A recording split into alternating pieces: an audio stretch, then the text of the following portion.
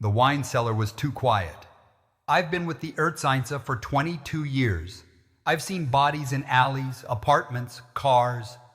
But this room felt wrong from the moment I stepped inside. Eduardo Mendizabal was slumped over a mahogany table, his head resting on his forearm like he'd fallen asleep mid-tasting. In front of him, a single wine bottle, dark green glass, faded label, a cork sealed with red wax that looked untouched. The bottle was almost empty. One glass sat beside it, still half full. The smell hit me first: bitter almonds. Cyanide. I knew it before the forensics team confirmed it. But here's what didn't make sense. The cork was intact. The wax seal was original, unbroken. The bottle had been stored in a climate-controlled cellar for 200 years, and according to everyone in the room, Eduardo had opened it himself just minutes before he collapsed. 3 people stood frozen around the table. The son, Marcos, was crying or trying to. His shoulders shook, but his eyes kept darting to me, calculating. The business partner, Roberto Vega, looked shocked, but his shock felt rehearsed, like he'd practiced this moment. And the sommelier, Isabel, was pale, her hands trembling as she clutched a wine key. I picked up the bottle. The glass was cool. I turned it, examining the seal. The wax was smooth, unbroken, original. This was impossible, I said, more to myself than anyone. And that's exactly what someone wanted me to think. I'm Inspector Diego Morales, 48 years old, 22 years on the force, the last 8 with the Ertzaintza in Bilbao. I've worked homicides, organized crime, corruption cases. I've seen people kill for money, revenge, fear, but this one stayed with me. It was a Tuesday evening in late October. The call came in at 7:43 p.m. A death at a private wine tasting in the Casco Viejo, the old quarter of Bilbao. Not a typical call, but not unusual either. Rich people die in strange places. The address was a converted warehouse near the river. Eduardo Mendizabal owned it. Wine importer, collector, local legend. He hosted private tastings for clients, friends, people who could afford bottles that cost more than my monthly salary. When I arrived, the scene was already secured. My partner, Amy, had gotten there first. She met me at the door, her face tight. "Diego," she said, "this one's weird." The tasting room was on the ground floor. Dark wood, low lighting, racks of wine bottles lining the walls.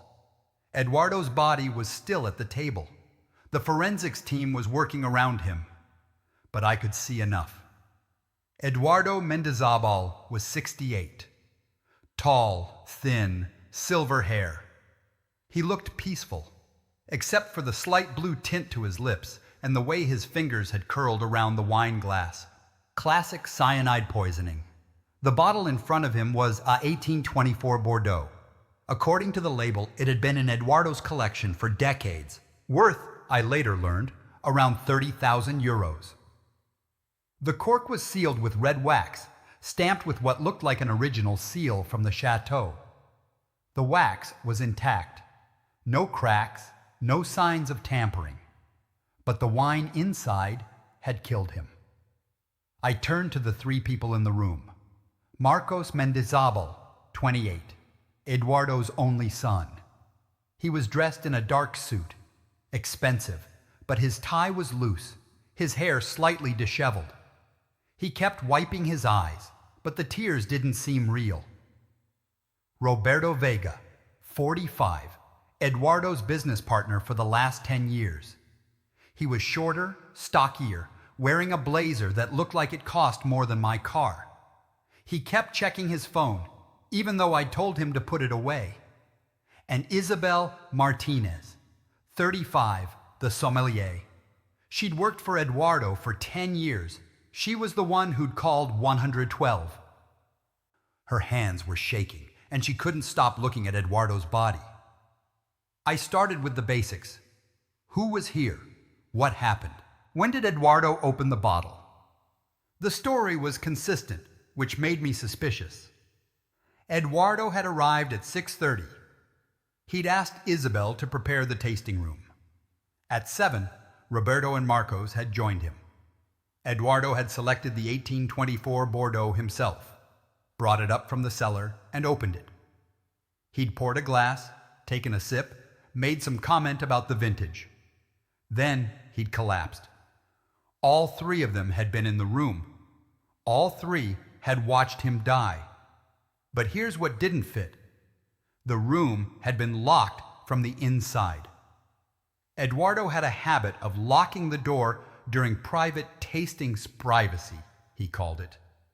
The only key was on a chain around his neck. When the paramedics arrived, Isabel had to unlock the door from the inside to let them in. So we had a locked room, a sealed bottle. A poison that couldn't have been added without breaking the seal. On paper, it was impossible. But I've learned something in 22 years. When something looks impossible, it usually means someone's lying. And the better the lie, the more desperate the person telling it. I looked at Marcos, still crying fake tears. Roberto, checking his phone like his life depended on it. Isabel, trembling, her eyes fixed on Eduardo's body. One of them knew how the poison got into that bottle. One of them had planned this, and the other two, they were either covering or they were part of it. I took out my notebook. "Let's start from the beginning," I said, "and this time, tell me everything." I started with the scene itself. The forensics team confirmed what I already knew: cyanide poisoning, high concentration, fast acting. Time of death, approximately 7:15 p.m., give or take 5 minutes. That matched what the witnesses said.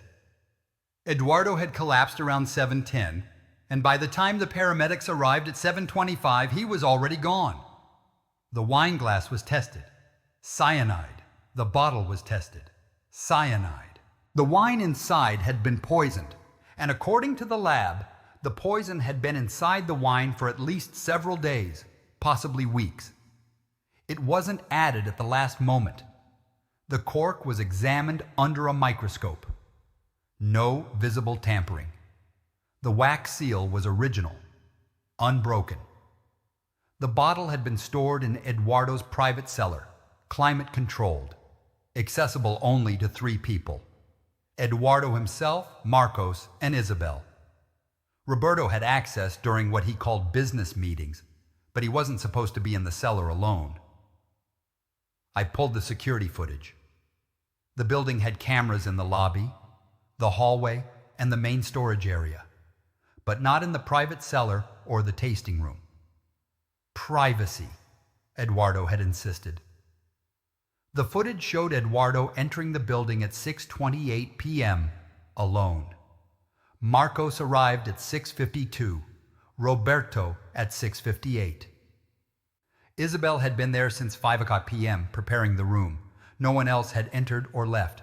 I started with Marcos. I brought him into a small office on the 2nd floor, away from the scene. He sat across from me, still in his suit, still looking like he was trying to cry. "Tell me about your relationship with your father," I said. He hesitated. "It was complicated." "Complicated how?" "He was a difficult man, perfectionist, demanding. He expected a lot from me." Marcos ran a hand through his hair. "I was supposed to take over the business, but I wasn't ready. He kept saying I wasn't ready. Were you?" He looked at me, and for a moment the fake grief dropped. I saw something else. Resentment, maybe? Or relief. "No," he said. "I wasn't." And he knew it. I asked about money. Marcos admitted that Eduardo had been cutting him off financially. No more allowances, no more easy access to the family accounts. Marcos had been living on his own for the last year, working a job at a marketing firm, making a fraction of what he was used to. "Did you need money?" I asked. He didn't answer, but I saw it in his eyes. Yes, he needed money. I asked about the will. Marcos looked away.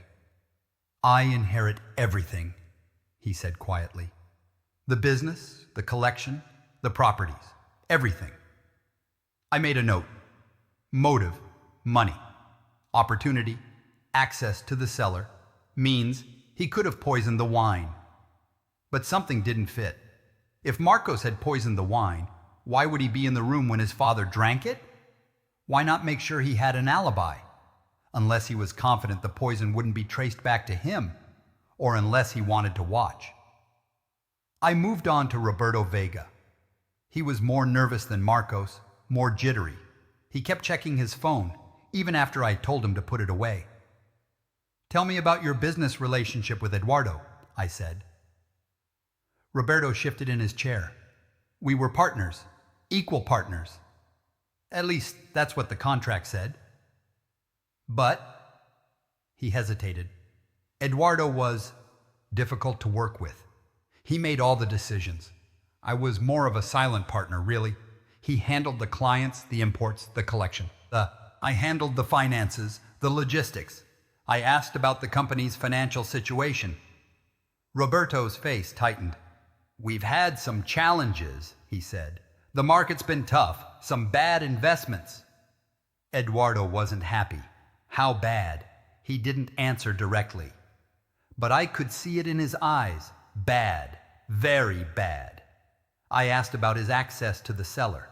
Roberto admitted he'd been down there several times in the last month, always with Eduardo, discussing inventory, checking on valuable bottles. But he insisted he'd never been alone. "Did you have a key?" I asked. He hesitated. "Eduardo gave me a temporary key card for emergencies, but I never used it without him." I made another note. Motive, financial trouble, possibly facing bankruptcy. Opportunity, keycard access, means he could have poisoned the wine. But again, something didn't fit. If Roberto had poisoned the wine, why would he be in the room? Why not make sure he had an alibi? Unless he didn't know the wine was poisoned, unless someone else had done it, and Roberto was just unlucky enough to be there. I saved Isabel for last. She was the most visibly shaken, the most genuinely distressed. She sat across from me, her hands still trembling, her eyes red from crying. "Tell me about Eduardo," I said. She took a deep breath. He was a good man. Difficult, yes. Demanding, but fair. He treated me well, paid me well, respected my knowledge. I asked about her access to the cellar. She had full access. She was the sommelier. She needed it. She prepared tastings, organized the collection, maintained the inventory. She'd been working for Eduardo for 10 years, and in that time, she'd never had a problem. "Did you notice anything unusual about the 1824 Bordeaux?" I asked. She shook her head. "No, it was stored properly. The seal was intact. I checked it myself last week when Eduardo mentioned he wanted to open it." "Last week?" "Yes. He said he wanted to open it for a special occasion.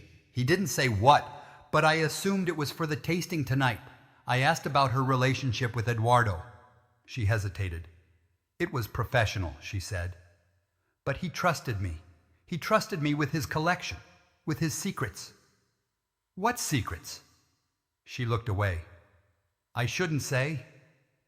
I pressed her. She finally admitted that Eduardo had been seeing a doctor recently. Medical appointments, tests. He'd been tired, losing weight. But he hadn't told her what was wrong, and she hadn't asked. I made a note. Medical issues. That could be important. I asked about the other two suspects. What did she think of Marcos? She hesitated. He's his father's son," she said carefully.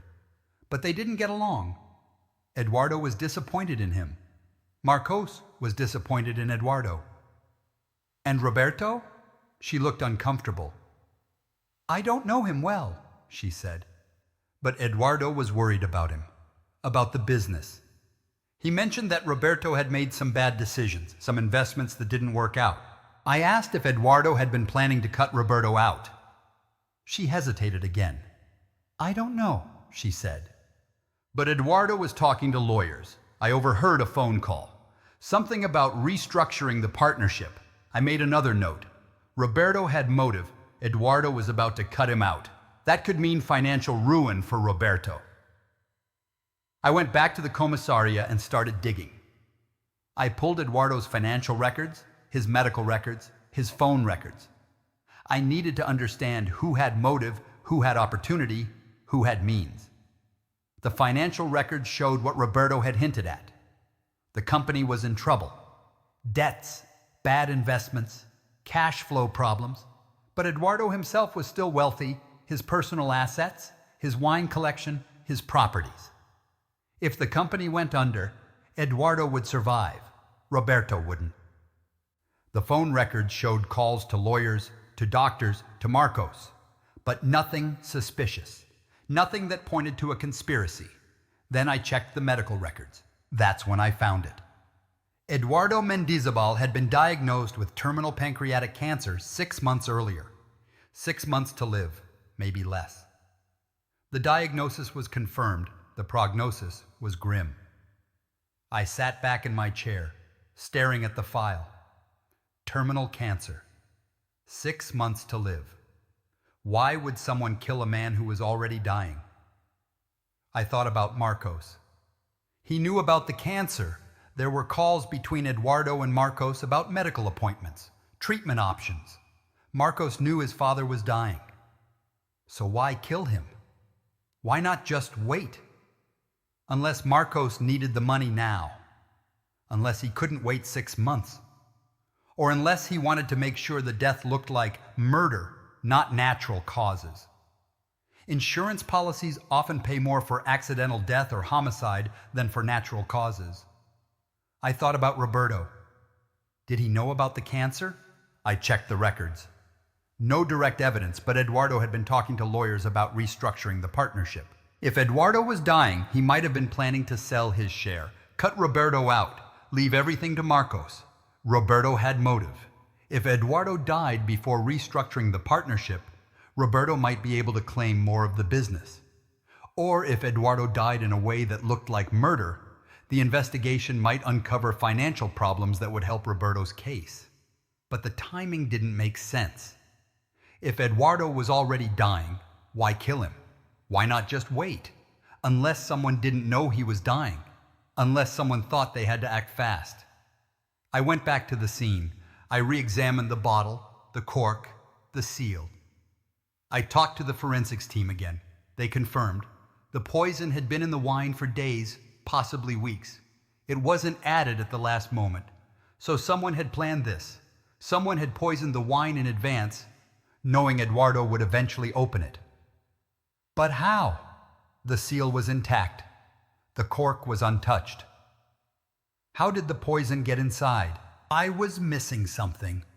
I had to be missing something. I called Isabel. I wanted to ask her more questions about the cellar, about who had access, about the security system, but her phone went straight to voicemail. I tried again. Same thing. I sent a uniformed officer to her apartment. He called back 10 minutes later. "Inspector," he said, "she's not here." The door was unlocked. Her place looks like she left in a hurry. Clothes on the floor, drawers open, suitcase missing. I felt a cold weight in my stomach. Isabel was gone. Someone was covering their tracks. Someone was running. And that meant I was getting close to the truth. The next morning, my jefe called me into his office. Comisario Iñaki Arteta was a man who'd been on the force longer than I'd been alive. He had a face like weathered stone and eyes that missed nothing. He didn't invite me to sit. "Diego," he said, "what the hell is going on with this Mendizabal case?" I gave him the basics. Locked room, sealed bottle, cyanide poisoning, 3 suspects, 1 witness missing. He listened, his expression not changing. When I finished, he leaned back in his chair. "The Mendizabal family has lawyers," he said. "Expensive lawyers. They're calling the comisaria every hour, asking why we haven't made an arrest. The media is starting to ask questions. A wealthy wine collector dies in a locked room, poisoned by a 200-year-old bottle of wine. That's a story people want to read. I started to explain the complications, but he held up a hand. I don't care about complications, he said. I care about results. You have 3 suspects. One of them did it. Find out which one, make an arrest, close the case. That's your job. I felt the pressure building. I'd been here before cases where the truth was complicated, but the system wanted simplicity. Arrest someone, close the file, move on. But I couldn't do that. Not yet. Not when I knew something was wrong. I left his office and went back to my desk. Aini was waiting for me, her face tight. Diego, she said, we need to talk. She pulled me into an empty interview room and closed the door. I did some digging on Roberto Vega, she said. You know he has a chemistry degree? I didn't. That was interesting. University of Bilbao, graduated 20 years ago. Worked in a pharmaceutical lab for 5 years before going into the wine business. He knows how to handle chemicals. He knows how to handle cyanide. I made a note. Roberto had the knowledge. That was important. But here's what's more interesting, Aini said. I checked his financial records. The company's in trouble, yes. But Roberto's personal finances? They're clean. Too clean. He's been moving money around, hiding assets. I think he's been embezzling from the company. I felt a chill. Embezzlement. That changed everything. If Roberto was stealing from the company and Eduardo found out, Eduardo would have fired him, pressed charges, ruined him. Roberto had motive, protect himself, protect his stolen money. But why kill Eduardo? Why not just run? Unless Eduardo was about to expose him. Unless Eduardo was about to go to the police. I thought about the terminal cancer diagnosis. If Eduardo knew he was dying, he might have wanted to clean up his affairs, settle his accounts, make sure everything was in order before he died. That would mean auditing the company finances, discovering Roberto's embezzlement, pressing charges. Roberto had to act fast, before Eduardo exposed him. I went back to the forensics lab. I asked them to re-examine the bottle, this time looking for microscopic tampering, a hole in the cork, a crack in the seal, anything that might explain how the poison got inside. They called me back 2 hours later. Inspector, the lab technician said, we found something. I went down to the lab. The technician showed me the cork under a high-powered microscope. Look here, he said, pointing to a tiny spot on the cork. There's a microscopic hole, almost invisible, but it's there.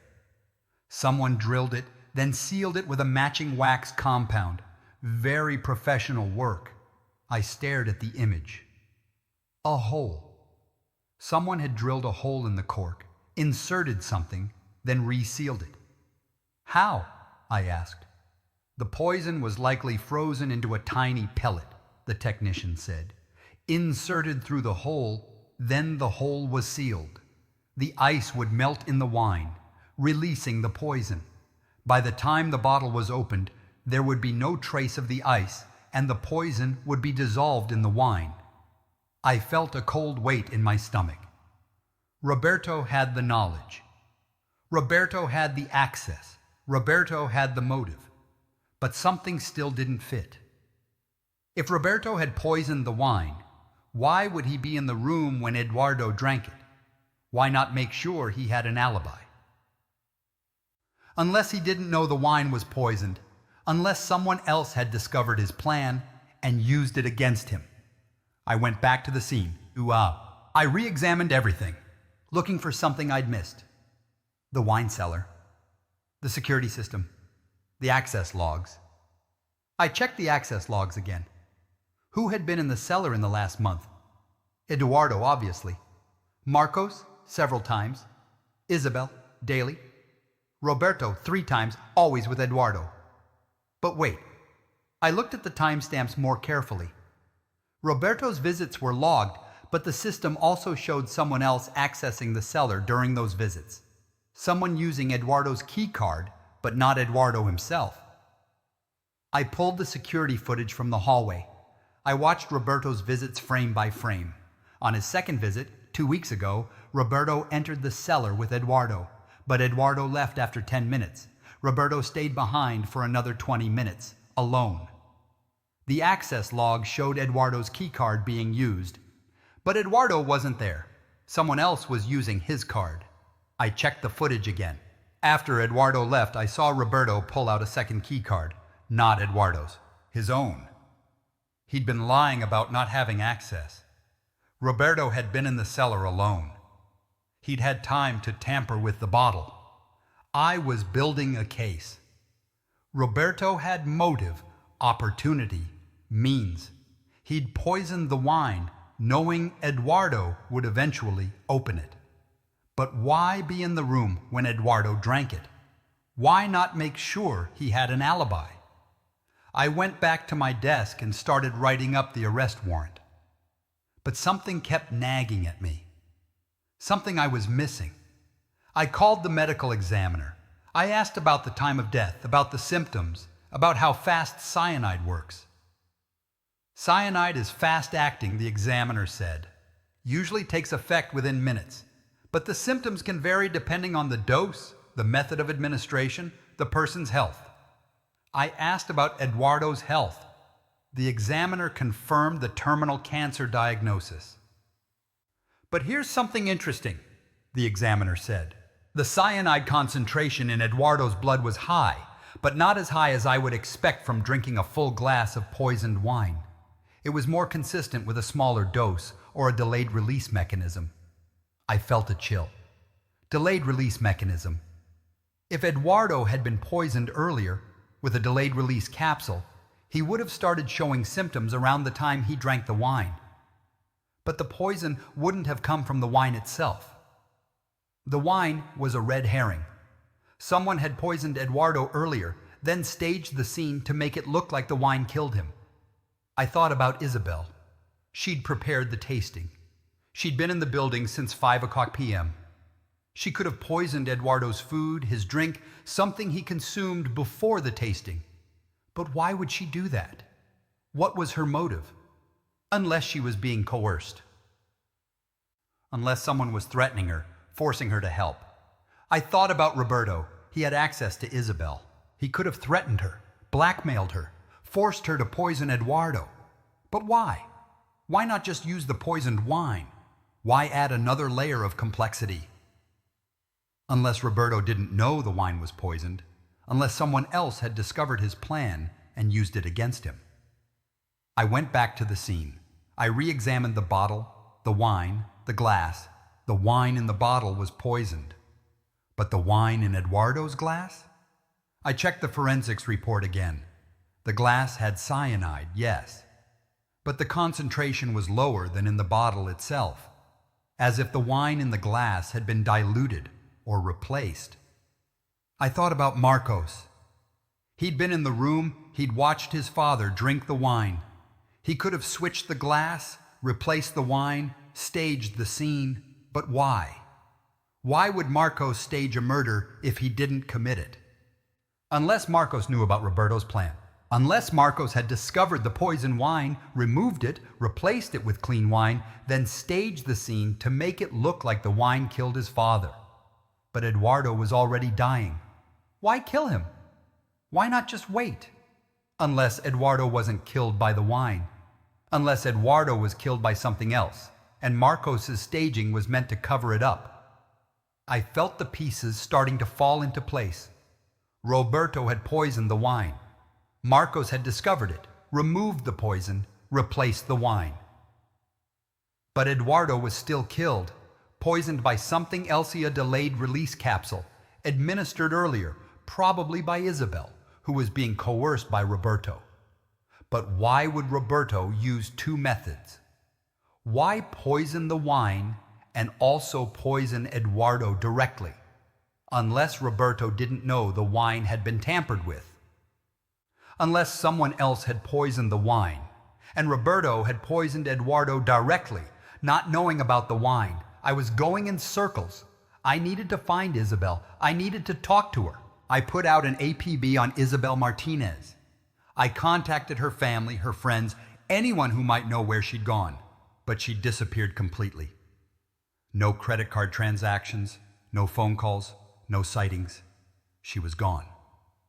That night, I left the comisaria late. I was tired, my head spinning with theories, my gut telling me I was missing something crucial. I walked to my car, parked in the lot behind the building. The street was quiet, the lights dim. I didn't notice the car until it was too late. Headlights flashed behind me. I turned and a car accelerated toward me, engine roaring. I dove to the side, hitting the pavement hard, rolling behind a parked car. The car sped past, tires screeching, and disappeared around the corner. I lay on the ground, my heart pounding, my hands shaking. I wasn't hurt, but I was rattled. Someone was trying to scare me. Or worse. I got to my feet, my legs unsteady. I called Aine, told her what happened. She told me to stay put. She'd send a patrol car. I waited, my back against the wall, my eyes scanning the street. No one. Nothing. But I knew. Someone was watching. Someone was following. Someone didn't want me to solve this case. I went back inside the comisaria. I sat at my desk, my hands still shaking, and I started going through the files again. Roberto, Marcos, Isabel, Eduardo. One of them had killed Eduardo. One of them had planned this. One of them was lying. But which one? I thought about the locked room, the sealed bottle, the impossible crime. Someone had made this look impossible on purpose. Someone had wanted me to think it was impossible, so I wouldn't look too closely at the real method. The real method was simpler. The real method was uglier. Someone had poisoned Eduardo earlier, then staged the scene to make it look like the wine killed him. The wine was a distraction. A red herring, a way to make the crime look more complicated than it was. But who? Who had the knowledge? Who had the access? Who had the motive? I went back to the medical records. I read Eduardo's file again, looking for something I'd missed. And that's when I found it. Eduardo had been seeing a doctor. Regular appointments, tests, treatments. But the last appointment was different. It wasn't with his usual doctor. It was with a different doctor, a specialist, a toxicologist. Eduardo had been seeing a toxicologist. Why? Why would a man with terminal cancer need to see a toxicologist? Unless Eduardo knew he was being poisoned, unless Eduardo had suspected something, had gone to a specialist to confirm it. I felt a cold weight in my stomach. Eduardo had known. He'd known he was being poisoned, and he'd let it happen. Why? Why would a dying man let himself be murdered? Unless he wanted his death to look like murder. Unless he wanted the investigation to uncover something, Roberto's embezzlement, Marcos's fraud, something else. Eduardo had used his own death as a weapon. He'd let himself be killed so the investigation would expose the truth. But that didn't make sense. If Eduardo wanted to expose Roberto's embezzlement, why not just go to the police? Why let himself be killed? Unless Eduardo couldn't go to the police. Unless Eduardo was involved in something illegal himself, something that would be exposed if he went to the police. I was missing something. I had to be missing something. I called Annie. I told her about the toxicologist, about Eduardo's suspicions, about the possibility that Eduardo had known he was being poisoned. She was quiet for a long moment. "Diego," she said, "if Eduardo knew he was being poisoned, why didn't he stop it? Why didn't he go to the police?" I didn't have an answer. But I knew one thing. I was getting close to the truth. And someone didn't want me to find it. I hung up the phone and looked at the files spread across my desk. Roberto, Marcos, Isabel, Eduardo. One of them was lying. One of them had killed Eduardo. One of them had planned this from the beginning. But which one? I picked up my phone again. I called the lab, asked them to re-examine Eduardo's body, to look for any signs of a delayed release poison, any signs that he'd been poisoned earlier. They said they'd check. They'd call me back. I hung up and waited. My hands were still shaking. My heart was still pounding. Someone had tried to kill me, or at least someone had tried to scare me, but I wasn't scared. I was angry. I was going to solve this case. I was going to find the truth, and I was going to make sure whoever killed Eduardo paid for it, even if it killed me. The lab called me back the next morning. They'd re-examined Eduardo's body. They'd found traces of a delayed-release cyanide capsule in his stomach. The capsule had been designed to dissolve slowly, releasing the poison over several hours. Eduardo had ingested it approximately 4 hours before his death, around 3:00 p.m., give or take 30 minutes. Isabel had been in the building since 5:00 p.m., but Eduardo had arrived earlier. He'd had lunch, prepared by his personal chef, delivered to the building. The chef confirmed. Eduardo had eaten alone, in his office, around 2:30 p.m., but the capsule hadn't been in the food. The chef was clean, his alibi solid. The capsule had been administered another way. I went back to the security footage. I watched Eduardo's movements that day, frame by frame. At 2:45 p.m., Eduardo had left his office. He'd gone to the tasting room, where Isabel was preparing for the evening. The footage showed them talking, Eduardo sampling something, a piece of cheese, a cracker, something small. Isabel had handed it to him. That was it. That was the moment. Isabel had given Eduardo the capsule, hidden in food, knowing it would kill him hours later. But why? What was her motive? I thought about Roberto. He had access to Isabel. He could have threatened her, blackmailed her, forced her to help. I pulled Isabel's financial records. I found it. Large deposits into her account over the last 6 months, payments that didn't match her salary. Payments from an account I traced back to Roberto. Roberto had been paying Isabel, paying her to poison Eduardo. But why use two methods? Why poison the wine and also poison Eduardo directly? Unless Roberto didn't know the wine had been tampered with. Unless someone else had poisoned the wine, and Roberto had used Isabel as a backup, not trusting that the wine would work. I went back to the wine. I re-examined the access logs, the security footage, the forensics report. The wine had been poisoned using the frozen pellet technique. Roberto had the knowledge, the access, the motive.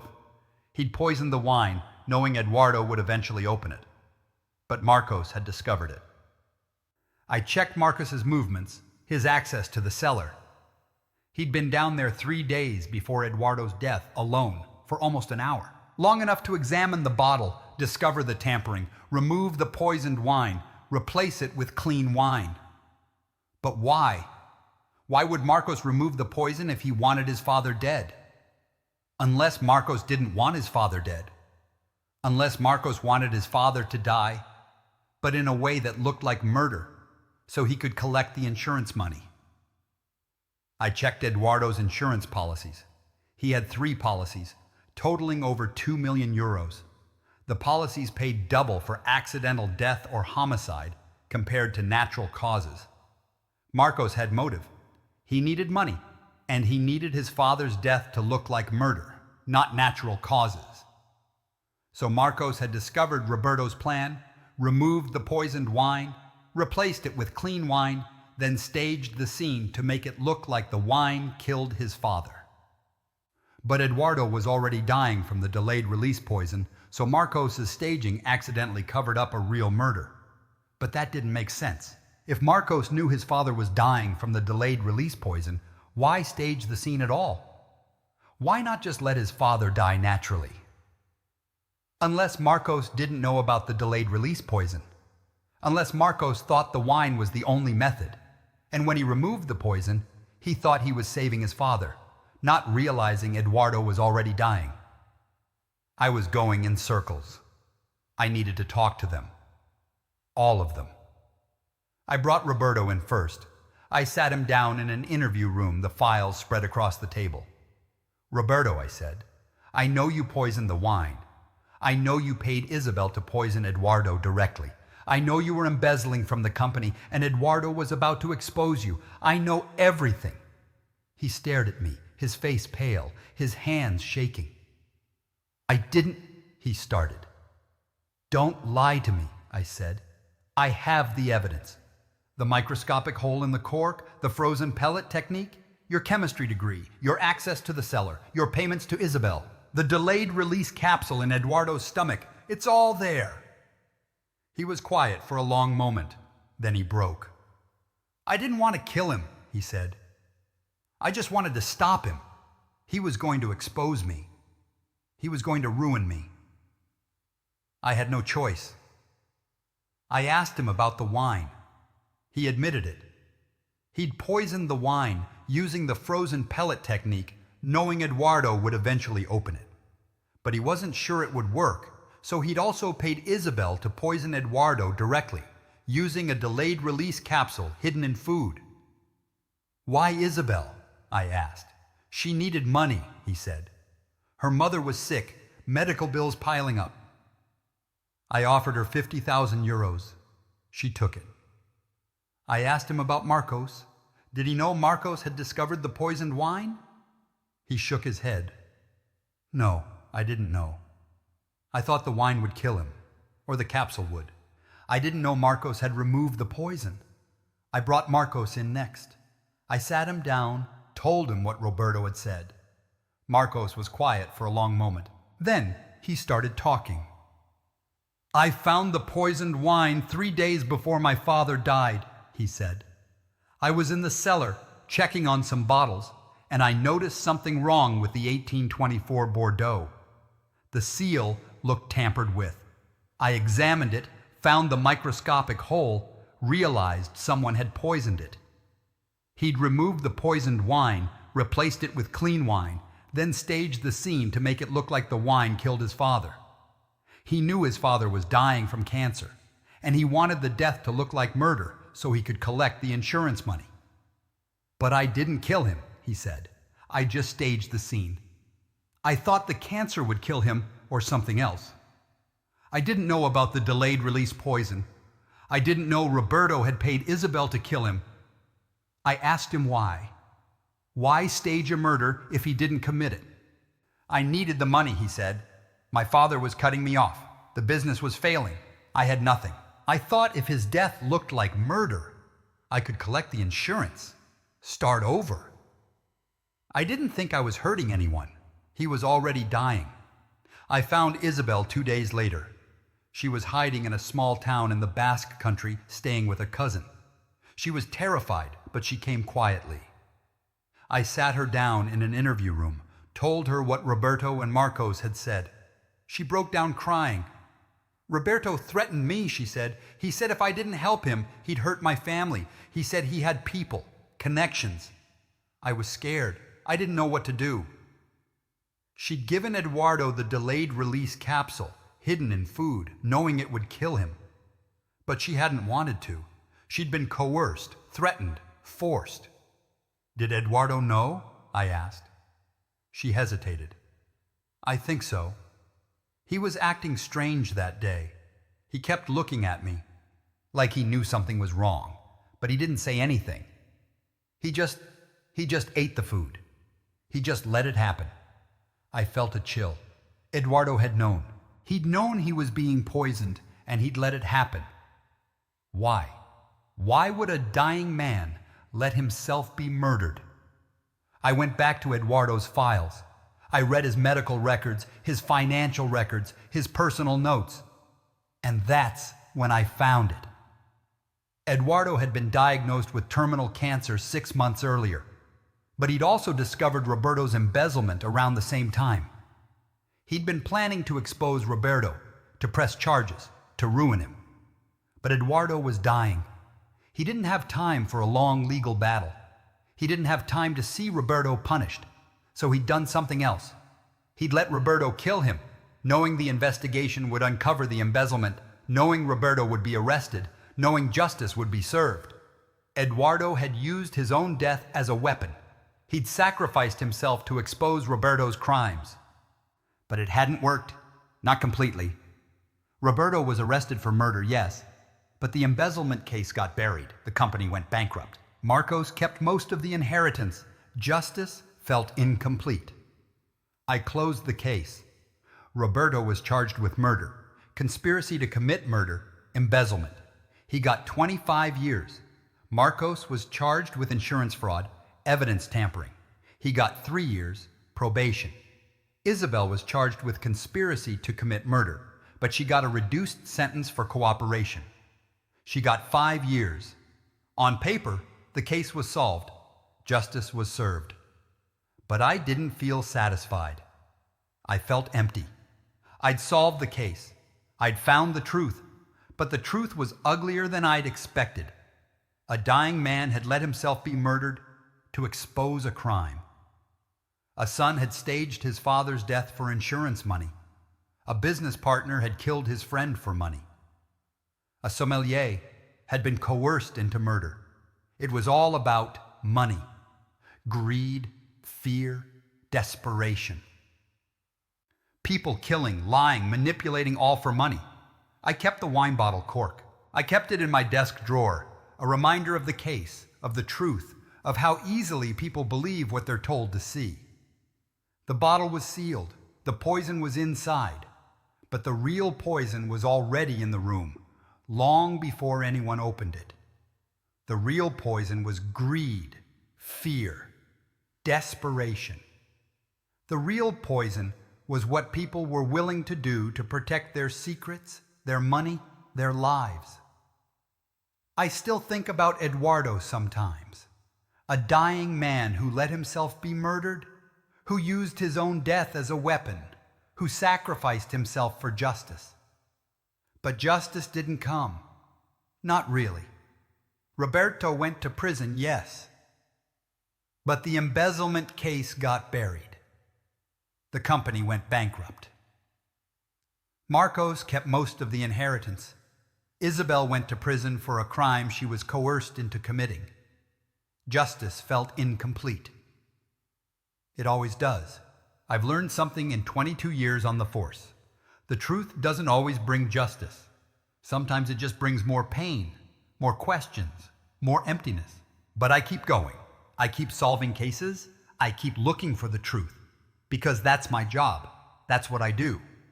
Even when the truth is ugly. Even when justice feels incomplete. Even when the poison was already in the room, long before anyone opened the bottle.